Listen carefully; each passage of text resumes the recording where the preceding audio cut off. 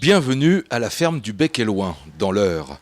Un endroit où le temps semble s'être arrêté à une époque où l'agriculture n'avait pas pour seule obsession le rendement. Créé en 2003 par Perrine et Charles Hervé Gruyé, un couple qui n'avait aucune expérience agricole, mais dont l'envie était de produire autrement. On a cherché avant tout à renaturer le lieu.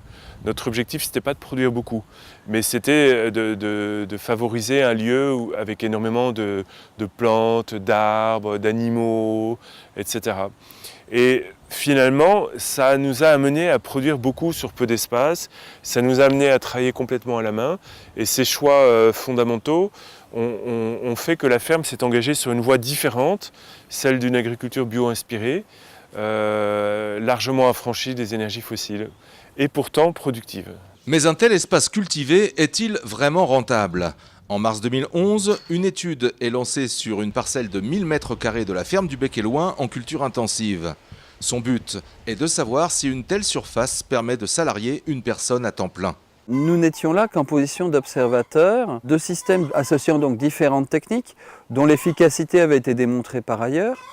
Et pour vérifier si oui ou non, on pouvait arriver à rémunérer correctement le travail sur des très petites surfaces grâce à une productivité élevée, et d'autre part de commencer à réfléchir sur ce qui faisait la force, la résilience, l'efficacité de l'espace dans sa plus globale, donc avec des interactions entre des espaces plus ou moins travaillés. Au Bec-et-Loing, rien n'est mécanisé, tout se fait manuellement, mais pas de façon archaïque, comme ici avec ce système ingénieux qui remplace aisément le motoculteur polluant et coûteux en énergie fossile. Les systèmes de mécanisation sont des systèmes qui vont interdire d'être soit dans des associations, parce que c'est trop compliqué à gérer avec du matériel mécanisé, soit d'être dans la très haute densité. On pourrait le voir, ici au pied, vous avez par exemple ces tomates, il y a des salades dessous.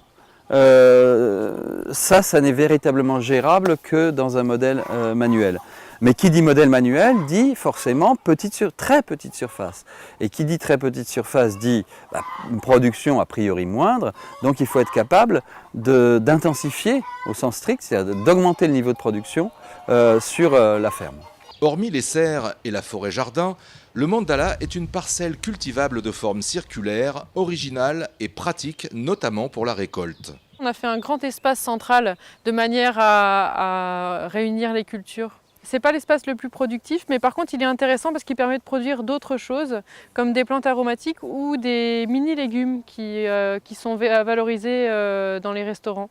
L'étude prend fin en mars 2015, pari tenu pour la ferme du Bec-et-Loing. 1000 m² très intensifs permettent la rémunération d'une personne dès lors qu'il y a une bonne maîtrise technique.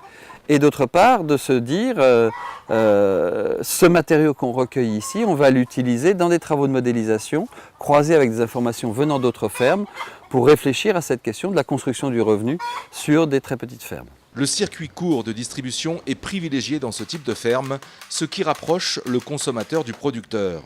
Un exemple d'agriculture qui intéresse aussi les collectivités qui souhaiteraient favoriser le développement agricole dans des milieux où le foncier est extrêmement restreint.